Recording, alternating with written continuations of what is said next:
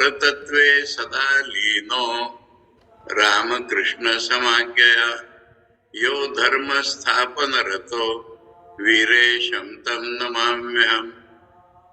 Friends, we have been studying Karma Yoga in this Monday class, and we had 3 classes up till now. Today is the 4th one. We are still in the first chapter. And one announcement I just now told you will be made at the end. I am making it now itself. That from as soon as the December starts, we will have 2 classes per week. So this Monday class, next class will be on Thursday, 3rd December. And from next week, we will have these 2 classes, Monday and Thursday, for Karma Yoga. Now, what we have seen up till now, in the first class as well as in the second, we saw the perspective of Karma Yoga. This is a Vedanta Prakaran. The goal is knowledge, goal of life is knowledge or mukti through knowledge. And these 4 yogas, Swamiji has generalized them into 4. They are not independent. Each of them blends into the other. And we have also seen that the work is done only so long as there is some impurity left in the mind. Those who have no impurity, perfect, they do not do work. We see a lot of work done by them, but they have no I consciousness. They don't have any doer consciousness. And so, Shankaracharya tells us in the Gita and so many places, Drishyate natu tat karma yatha bhagavato vasudevasya. We see it as karma, but it is no karma like that by the avatar, Shri Krishna. That is what Shankara has told us. And Bhagavan tells again and again in the Gita, all this is being done by me, but not by me. So, this is the limits of work. And also we have seen that by work we do not get perfection. Work is necessarily a mixture of good and evil. By doing work we do not get perfection. Then what we get by work? Chitta Shuddhi, purification of the mind, comes by work. And then the knowledge starts. And then we can increase, improve, perfection that knowledge, and then we become perfect. And we saw that the definition of Karma Yoga was given as the knowledge of the secret of work. And we have also seen that Karma Yoga means mainly karma we do because we have to do. But if we do karma without any attachment, then we will not be bound. And this non-attachment comes as a life's work. So you have to achieve that non-attachment. So work will go on and we go on trying for non-attachment. This is Karma Yoga. The meaning of Karma Yoga is this. A yoga means Tat Prapti Upaya, the method of realizing our own real nature. Not by karma, but while karma is being done, we are trying to perfect ourselves side by side. That is the meaning of the word Karma Yoga. And this change of consciousness comes by either applying knowledge in work or bhakti in work. That also Swamiji has shown clearly. That we already apply knowledge. What is knowledge? That our experience is Maya. The gunas are working on gunas. That means through discrimination we find that the indriyas are acting on these objects. We are not involved. If we can practice this, then we can proceed on with the anasakti. Or side by side, Swamiji has said it is very easy. Those who believe in a personal God, then they offer their fruits of work to God. They worship God through their karma. Their path is easy. They attain non-attachment through this method. This is what we have seen. And then We started the first chapter, and in the first chapter, the very heading, Karma in its effect on character, we have seen that in Karma Yoga, we are not to deal with what results outside the karma brings. Rather, when we do not think of the outside results, then it produces sanskara, impressions on our mind. And these impressions build up our character. And when the character is perfected, then only we get the knowledge of ourselves or God, and then we proceed in that knowledge. So, the very title of the first chapter has told that we are concerned in Karma Yoga by the effect it produces on our character. And then we saw that the goal of mankind is knowledge. And Swamiji has proved it by showing that pleasure is not the goal. Rather, to think pleasure is the goal is the cause of misery. And through pleasure or pain, we are getting experience and we are going towards knowledge. Then Swamiji showed to us that this knowledge is inherent in man. Whether secular or spiritual, all knowledge is in our mind. And when we say we are learning, we are discovering, we are unveiling. That means within our mind, there are so many chains or links of knowledge, and there is a covering of wrong knowledge. When that cover is removed a little, we learn. If the cover completely goes, we become all knowers. And if the cover is lying thick, we will be called ignorant people. This Swamiji has proved. In the case of secular knowledge, by the example of Newton's discovery of law of gravitation. And so we learn that during education, every student has to discover it within his own mind with the help of what the professor is telling him. Then Swamiji defined karma as everything that we do. Breathing, thinking, listening, speaking, all this is karma. The activity which we as subject do with on any object is called karma. And every karma is producing an effect on our character. Because what produces effect on character? The attitude behind the work. If we speak a lie, we may be jailed or we may avoid for some days. It will also come. But the moment we speak a lie, the impression is created on the mind and slowly we become liars. Similarly, if we always speak truth, then the sanskar will be on our mind. If we always do unattached work, then the sanskar will be on the mind. And this is what is the effect of karma on character. Then Swamiji told that the smallest works are also very important. We see big works, but big works are the combination of smaller works. And every smaller work is producing an effect on our character. So we have to be very careful while doing our work, that every small work counts. And then Swamiji said that this is a power. Karma in effect and character is a power. If we do karma with the proper attitude, our will grows. And it is a great power. Next point Swamiji told was, action we see, but behind every action there is mind. Mind in the form of thinking, mind in the form of feeling, mind in the form of will, mind in the form of imagination. So we see only the action, but the impression is made by what goes on in the mind. So it is important to know that thought is more important than the physical action. Thought is the cause, physical action is the effect. And then Swamiji told that heredity does not count. And he has proved it by the example of Jesus and Lord Buddha, that their fathers were not so great. And yet, such a gigantic wheel has come into them. All this is determined by work.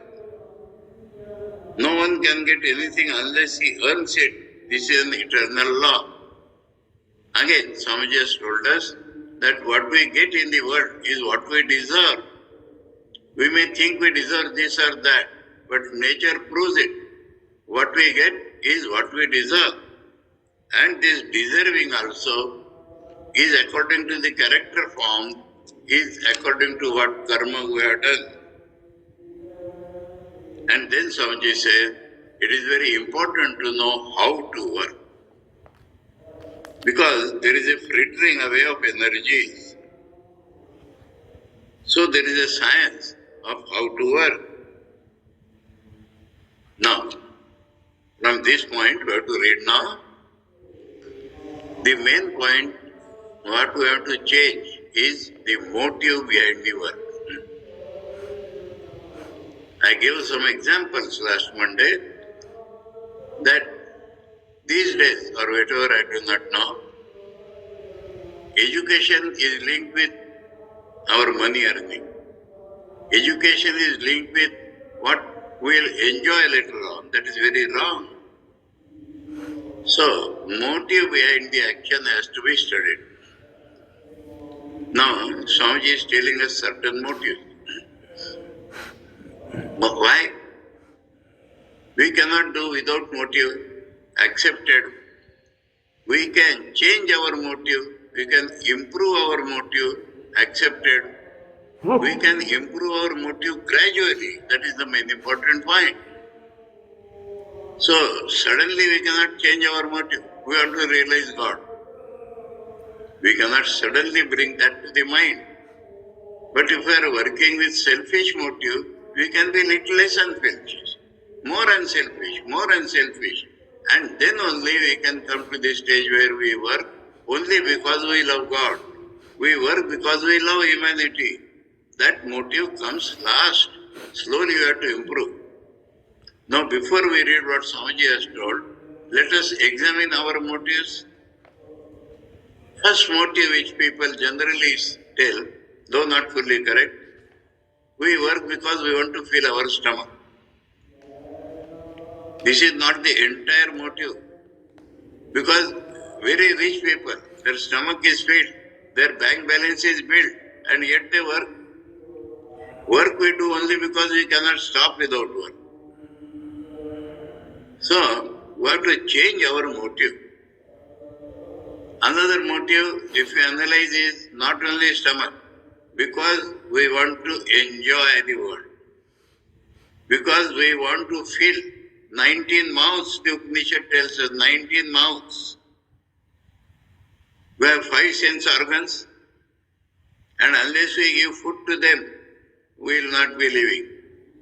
We want to give food to our eyes, ears, nose, etc., 5 sense organs. Touch. Similarly, there are 5 organs of action. We have to catch something, we have to walk. So 5 organs, we have to speak. If you stop speaking, it will be very difficult for us. So we have to continuously feed our 5 sense organs. And there are 5 ways in which energy is working in us. Digestion of food, inhaling, exhaling, pumping the blood to the end of the body and bringing it back. And one force takes us to another body. Now they have to continuously feed these 5 things. If you do not digest food, what will happen? And then, man, buddhi, chitta, ahankar, mind, determinative faculty, egoism, and waveless mind. Waveless mind means bringing memory back. If we don't bring memory back, we will be nowhere. If we do not think or feel continuously, we cannot live. If we do not determine something, we cannot live. And if I is not fed, we cannot live. So 19 mouths we have to feed. This is the one motive of work.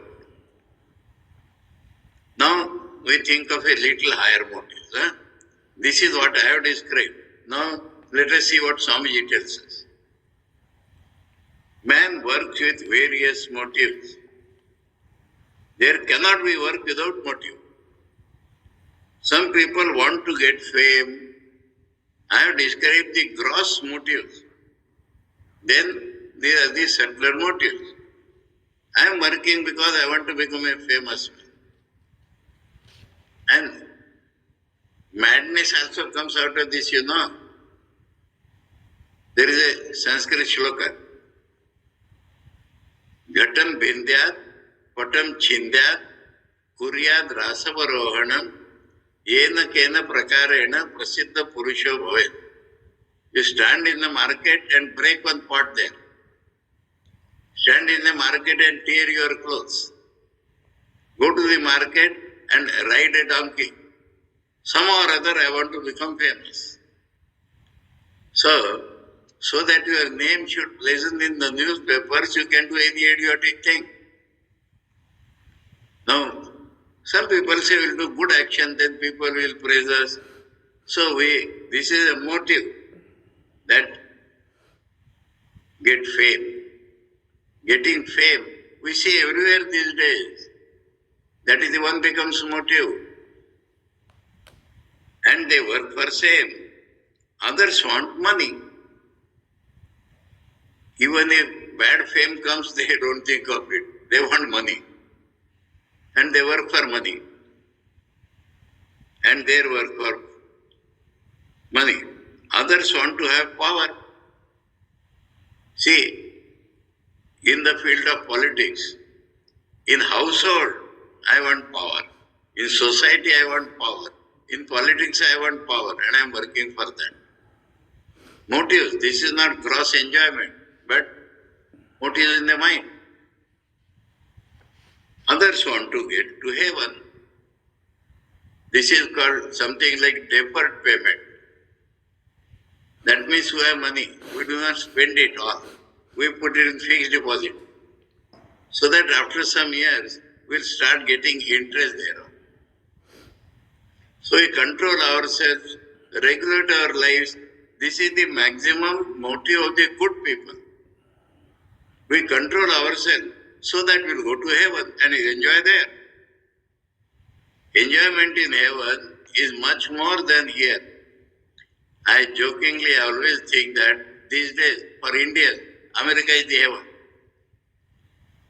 Somehow study hard, this, that, NEET or this, GT or whatever, so many exams, we'll go to America. So now we struggle very hard so that we'll enjoy in America.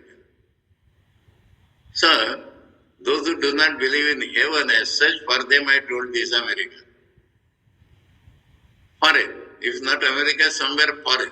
Maybe Dubai, maybe Pakistan, maybe Bangladesh, but out of India. Anyway, so this is heaven idea. And man works for that. And they work for the same. Others want to leave a name when they die.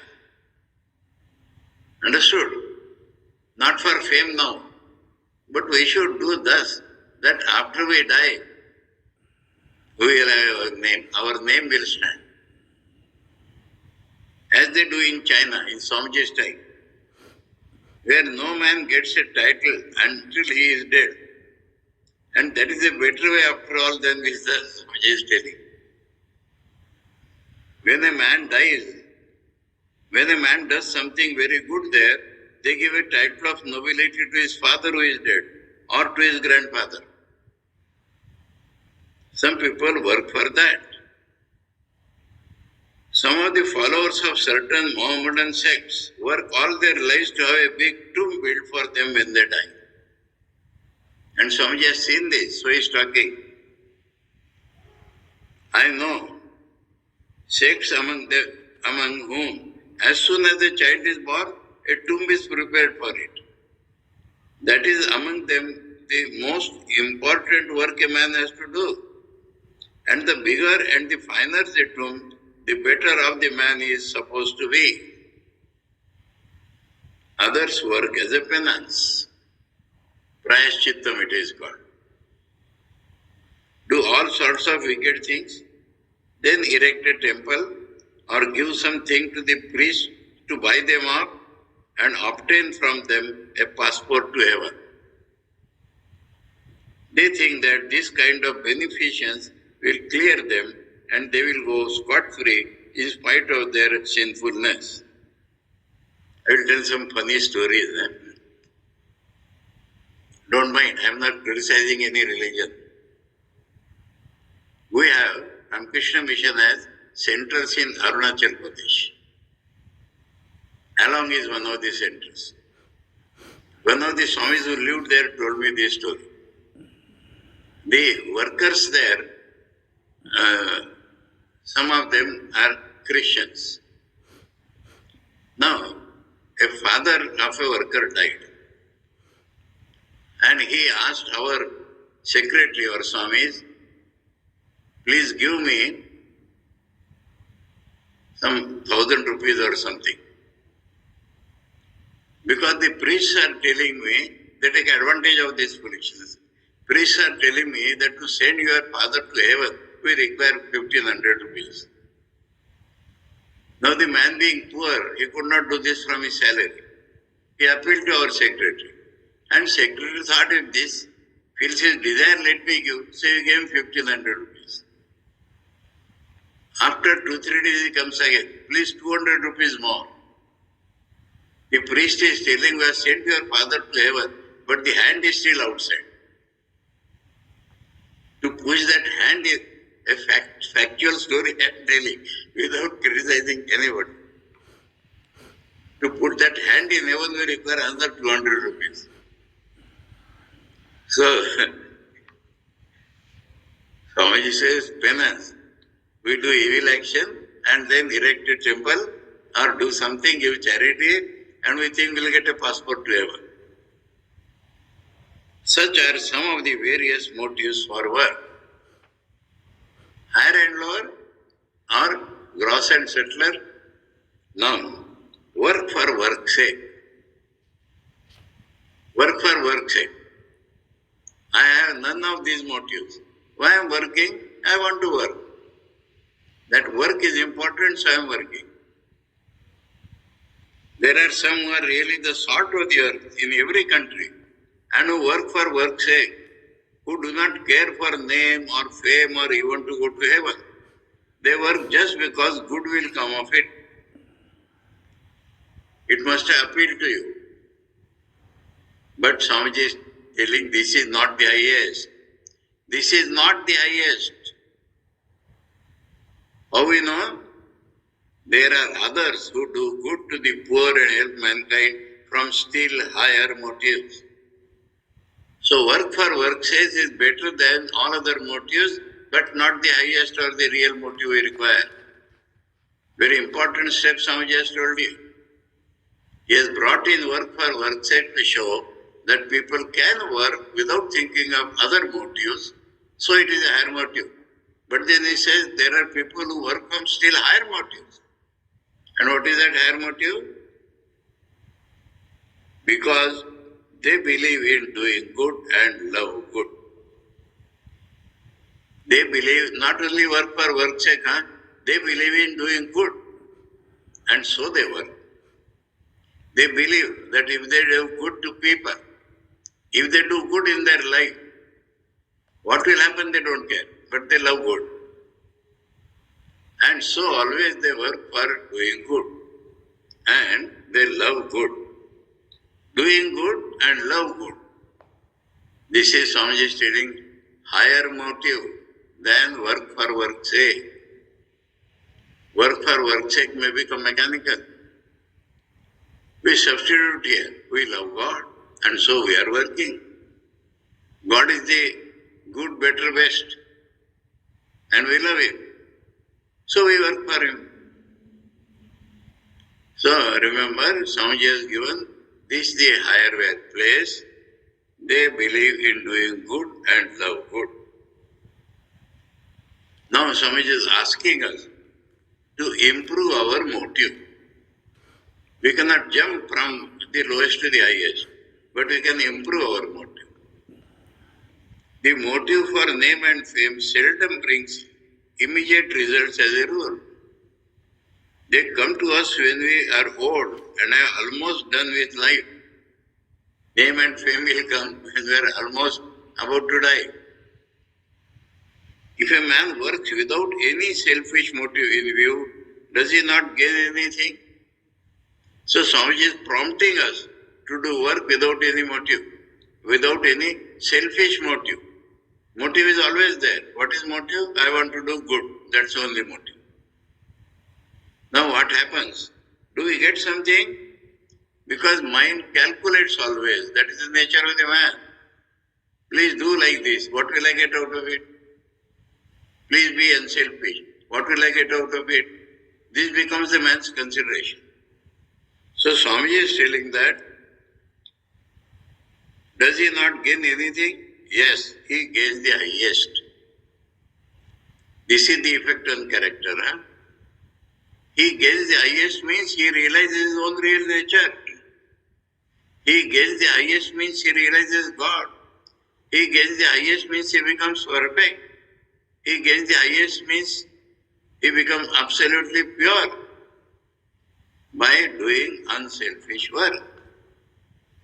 By no motive comes into the work. Even work for work's sake is not final.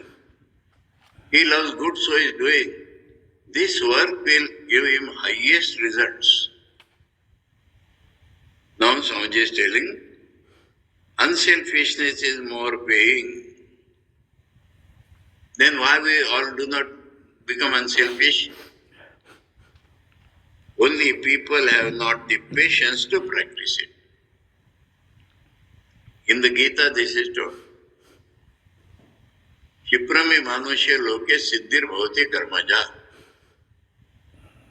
We have no patience. Now, side by side, I told you from the beginning, what practices Swamiji is telling in this Karma Yoga. So one practice is told already, to improve the motive of work. Now second practice is telling, we must practice patience. Impatience. I want immediate result. If I work, I get money. If I work, I get food. If I work, I get name and fame. Unselfishness is more paying. Because what it does, it expands the heart. And this expanded heart will realize God, not a sankuchit heart, not a contracted heart. A selfish man will never realize his nature. The first criteria of spiritual progress is to see how much unselfish the man is becoming. You may meditate, but you want joy out of that meditation. That will not help. We meditate because we want relaxation. That will not give God. We have to test whether you are becoming more and more unselfish or not. At the end of the chapter, Swami will stress this point more. So unselfishness is more paying means unselfishness will give you the absolute joy, absolute perfection, absolute divinity. This is what unselfishness will give you. Now Swamiji makes a tremendous statement that we have to think of. It is more paying from the point of view of health also. There is no misprint here. I saw all the editions on complete verse and everything. This is what Swamiji has told. Unselfishness is more paying from the point of view of health also. Now how to understand this? A psychological point. If the mind is selfish, tension is added there itself. If the mind is contracted, smaller, tension is added there itself. I will give an example. By crooked means, in Mahabharata, Duryodhana arranged to send the Pandavas to the forest by crooked means. But what happened? Pandavas went to forest. All the good people, wise people are going to forest. They want to talk to Yudhishthira. So Duryodhana is feeling jealous. Pandavas are in forest. Duryodhana is the king and is feeling jealous. He can't sleep properly. So he thinks, I will take a procession and go in front of the Pandavas so they will feel humiliated. Of course, those who know the story, he came to grief on this. Some Gandharvas were taking bath in the tank and they caught these people and Duryodhana was bound to his chariot. And with the help of Yudhishthira only he got released. Anyway, so the question is, if your mind is contracted, you cannot get happiness. And if you don't get happiness, some mistake you will be doing. If you don't get happiness, some wrong way you will take. So this is a long shot which Swamiji has did. From the mind only, the effect will come on the body. And if he is not happy mentally, what is the use of physical happiness? You can enjoy everything, but will not be happy. And without anything, we will be happy. If you are unselfish. Now this results on your good health also. Unselfishness is more paying even from health, even from the point of view of health also. Love, truth and unselfishness are not merely moral figures of speech. Figures of speech, in Sanskrit or Indian languages, it is called alankar. Figures of speech means beautiful to hear, that's all. In lessons, in stories, we should love everybody. And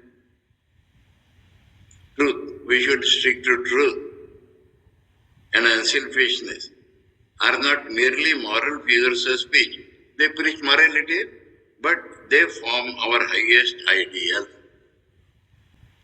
If this can be the motive, we are doing work because we love people. We are doing work because we are truthful. We are doing work unselfishly. Because in them lies such a manifestation of power. Along with knowledge, Swamiji has shown power also is in us. And if we are unselfish, we will become moral giant. Power is not to hit people or to rule the land. Power is we become moral giants. In the first place, a man who can work for 5 days or even for 5 minutes without any selfish motive whatever, without thinking of future, of heaven, of punishment or anything of the kind, has in him the capacity to become a powerful moral giant. 5 days and he says 5 minutes even. It is hard to do it even for 5 minutes without any selfish motive. But in the heart of our hearts we know its value and the good it brings. It is the greatest manifestation of power, this tremendous restraint. Another practice which is Swamiji is telling us, if you want to do good, if you want to be unselfish, you have to restrain our idea of enjoying something. So practice of self-control or restraining is an important facet in Karma Yoga, not only doing karma. And Swamiji is illustrating this is a great example. Beautiful example is, self-restraint is a manifestation of greater power than all outgoing action. Outgoing action means selfish actions. Example, a carriage with 4 horses may rush down a hill. Those were not the days of motor cars. Motors were there, but horse carriage was the main thing. Now visualize what Swamiji is telling. There is a slope and the horse carriage is coming down. So at some midpoint or somewhere you'll see the momentum gained because of the slope, momentum gained because the horses are running, and we see great manifestation of power. But suppose the coachman has trained himself and the horses in such a way that he pulls the reins and the horses stop. How much they stop? We call it dead stop. They are not dead, but stop as if they are dead. Please visualize this in front of you. A carriage with 4 horses may rush down a hill unrestrained, or the coachman may curb the horses, which is the greater manifestation of power, to let them go or to hold them. You have visualized, you have understood? I have been using this example in all the hostels where I live. When the boys do something indisciplined, there is a natural restlessness. Added to that, there is a bravado of breaking the rules. But there is a greater bravado in following the rules. So this example will tell us the tendency to break rules is coming. You restrain it. That is a greater power. That is a greater bravado. Another example. A cannonball flying through the air goes a long distance and falls. Another is cut short in his flight by striking against a wall, and the impact generates intense heat. So manifestation is power is by striking against the wall. All this atomic power and etc. is striking the neutron on the proton. All outgoing energy following a selfish motive, and the impact generates intense heat. All outgoing energy following a selfish motive is frittered away. It will not cause power to return to you. But if restrained, it will result in development of power. If you restrain, then the capacity to restrain also increases. Along with that, you are able to do unselfishly. Unselfishness is increasing. Power of restraint will increase. And then you will have tremendous power. This self-control will tend to produce a mighty will. A character which makes it a Christ or a Buddha. Perfected man is giving the example. They had tremendous self-control, and because of which they had so much power. That is a paradoxical statement, but it is true in life. Foolish men do not know this secret. Foolish because impatience. They nevertheless want to rule mankind. Even a fool may rule the whole world if he works and waits. Today is a fool, but is restraining his desire. He is working and is waiting. Let him wait a few years. Restrain that foolish idea of governing. And when that idea is wholly gone, he will be a power in the world. So when you do not think, I want to rule the world, you will become the ruler. The majority of us cannot see beyond a few years. That is our short-sightedness, impatience. Just as some animals cannot see beyond a few steps. Just a little narrow circle, that is our world. We have not the patience to look beyond. Again and again he is doing that. And thus become immoral and wicked. We want quickly results, and that is how we become immoral and wicked. This is our weakness, our powerlessness. Now, another question. Introspection is very necessary. Suppose you do not have the highest motive. Shall we not work? That is the question. If you do not work, you will be filled with tamogun. You will be filled with more and more inertia. And that is very dangerous. Swamiji is following Gita very closely here. In the Gita it is said, Mate sangostu akarmani. Let your attachment not be on not doing work. Some people like laziness, then they cannot grow. So Swamiji is important, that we have to start from where we are Even the lowest forms of work are not to be despised. Lowest forms of work does not mean work, not that a sweeper's work or a king's work, that is not the lowest form of work. Lowest form of work with lowest motive behind the work. Let the man who knows no better work for selfish ends, for name and fame. Then what to do? But everyone should always try to get towards higher and higher motives and to understand them. Beautiful teaching. We are working, we are selfish ends. Try to make the motive little higher. Try to make the motive little still higher. About education I was telling. Education for enjoyment is wrong. Education to develop your intellect. Education for understanding the subject. Education for understanding the world.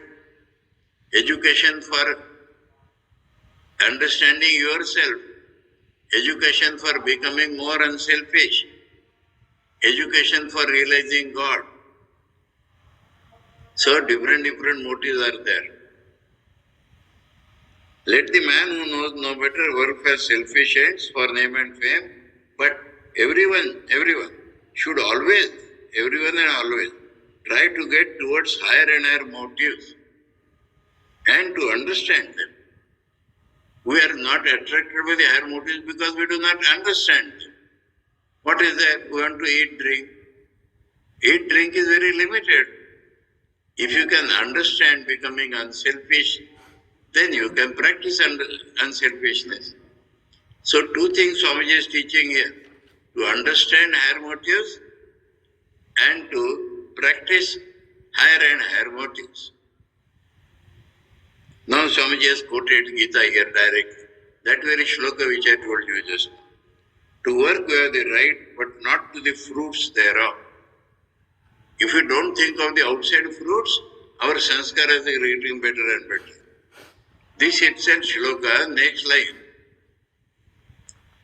Karmani eva adhikaraste ma phaleshu kadachana ma karma phala heturgu mate sangostu akarmani. Akarmani sango maastu. Let your attachment not be towards not doing work. But don't think of the fruits of the work. Work you must do. If you think of the fruits of the work, you become the cause of those fruits. Karma phala heturgu. If you do not think of the fruits of the work, you do work because it is good. You work because you love God. You work because you love humanity. Then that will give you higher results. Work binds a man, so I won't do work. That is, don't think like that. Leave the fruits alone. Why care for results? If you wish to help a man, never think what that man's attitude should be towards you. If you want to do a great or a good work, do not trouble to think what the result will be.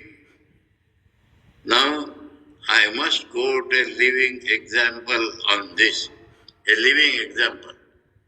I don't remember where I have quoted it in some context, but let me quote again. In the Ramakrishna Mission, the head of the Trichur Center once upon a time in Kerala was Swami Chakranandaji. And he had done tremendous work for the what we call Harijans, the sweepers, the lowest caste, the untouchables, around Trichur. What work he had done? Even mother and fathers cannot do. The children there did not know how to take bath, how to put on good clothes. In front of every house, he built a small tank in front of every house. And he used to take the children, dip them in water, give them good clothes. And say, there is a cluster of 25 or 50 houses. He created a primary school there, maintained it. These were some of the works. And I was told when I went to Trichur by my friends that he will definitely take you to show those things. All right, I went to Trichur. I was invited to Kaladi. So after that I went to Trichur. I saluted him. He said, meet all other people and come back to me. Okay, I went back to him. He said, come with me. Now while walking, he told me 4 things. Please remember, those who want to write down or remember always, put it in your heart. He never said, I am doing all this. All this is being done. But don't expect that they will do something for you. First lesson. All this is being done to help them, but don't think that they will do something in return for you. Expectation. First expectation. I remembered the Gita and I said, yes, Maharaj. A few steps more. All this is being done for them. Don't feel they will be obliged to you. Not only doing something for you, but feeling obliged. So we are going on a settler plane. I said, yes, Maharaj. Next step. All this is being done, but don't expect that they will obey you. Now this is touching the ego of man. I have done so much, he should obey me. Don't expect they will obey you. I said, yes, Maharaj. Then next step. All this is being done for their improvement. Don't expect they will improve. This is immortal, Swami Shakarananji Karma. All this being done for their improvement, don't expect they will improve. Otherwise what happens? Frustration. I am doing so much, he is not improving. Frustration. Don't expect. Every man goes according to his own sanskar. This will help you. And this may help him to as much as you can. But don't expect they will improve. Of course, when he was transferred from Trichur to Trivandrum, the whole Harijan colony had come to say goodbye to him. So it influences, but don't expect. Now, I cannot forget that incident. When it had happened, now Shakaranji has left his body already. 1985 perhaps. If you wish to help a man, never think what that man's attitude should be towards you. For this I agree. If you want to do a great or a good work, do not trouble to think what the result will be. Next point. Motives he has explained up till now.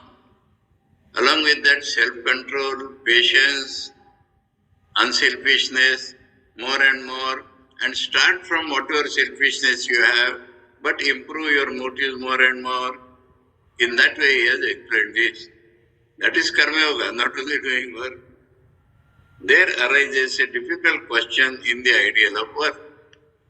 What is the difficult question? When to rest? That is the question. Gita Shloka, Karmani Akarmaya Pasyada Karmani Cha Karmaya. That Swamiji in his own interpretation is telling us. I will give a brilliant example also. Intense activity is necessary. We must always work. We cannot live a minute without work. What then becomes of rest? Here is one side of the life struggle, work, in which you are whirled rapidly around, and here is the other, that of calm, retiring, renunciation. Everything is peaceful around. There is very little of noise and show. Only nature with her animals and flowers and mountains. Neither of them is a perfect picture. A man used to solitude, if brought in contact with the surging whirlpool of the world, will be crushed by it. Just as the fish that lives in the deep sea water, as soon as it is brought onto the surface, breaks into pieces, deprived of the weight of water on it that had kept it together. Can a man who has been used to the turmoil and the rush of life live at ease if he comes to a quiet place? Other side. He suffers and perchance may lose his mind. The ideal man is he who in the midst of the greatest silence and solitude finds the intensest activity. What is the activity? Mentally he is thinking of God. That is the activity going on there. Or mentally he is thinking of the welfare of the people. That is the activity going on there. And in the midst of the intensest activity, find the silence and solitude of the desert. How? If the idea, I am doing this work, I should get results is not there, in every activity you can find peace. When you are doing work, without the results consideration, without egoistic consideration, then you will find peace. And when you are in solitude, if you are intensely thinking of God, if you are intensely thinking of welfare of the people, you are doing the highest work. He has learned the secret of restraint. So this is another thing, restraint, secret means working without motive, working without selfishness, working without ego. This gives the greatest restraint and peace. He goes through the streets of a big city with all its traffic, and his mind is as calm as if he were in a cave where not a sound could reach him. They say, alone in a crowd. And is intensely working all the time. Thinking of the welfare of the people itself is working. That is the ideal of Karma Yoga, and if you have attained to that, you have really learned the secret of work. Little funny personal experience. I was in Rishikesh 78-79, no activity absolutely. And I was posted to Mumbai, the busiest town in India. And Nagpur I was working for 18 hours a day. From there I went to Rishikesh. No work. And after 1 year in Rishikesh I was sent to Mumbai. Busiest work. Anyway. But we have to begin from the beginning. What is the beginning? To take up the works as they come to us. This is the practical science at the last para. Work we have to see on the character. To take up the works as they come to us and slowly make ourselves more unselfish every day. Slowly. By introspection we will find what Swamiji is telling. We must do the work and find out the motive power that prompts us. Introspection. And almost without exception, in the first years, we shall find that our motives are always selfish. But gradually, this selfishness will melt by persistence. This is another thing to be practiced. Persistence in trying to become unselfish. Till at last will come the time when we shall be able to do really unselfish work. Saying that I am doing unselfish, how many expectations grow when you are doing so-called unselfish work? We may all hope that someday or the other, as we struggle through the paths of life, there will come a time when we shall become perfectly unselfish. We may hope we will become perfectly unselfish if we are trying again and again with introspection. And the moment we attain to that, all our powers will be concentrated and the knowledge which is ours will be manifest. So the knowledge is inside. By becoming more and more unselfishness, this knowledge will come out. That is the end of the first chapter. I repeat the announcement that from this Thursday we will have a class on Thursday also. Twice a week, Karma Yoga class, Mondays and Thursdays. 3rd December, Thursday, we will have our class again. Advaita Ashram, have you put that on the chat? Motives and other things? Playlist? Okay. So, Om Paratatve Sadalino Ramakrishna Samagyaya Yo Dharma Sthapana Rato Viresham Tam Namamyaham Om Shanti Shanti Shanti Hari Om Tat Sat Shri Ramakrishna Arpanamastu.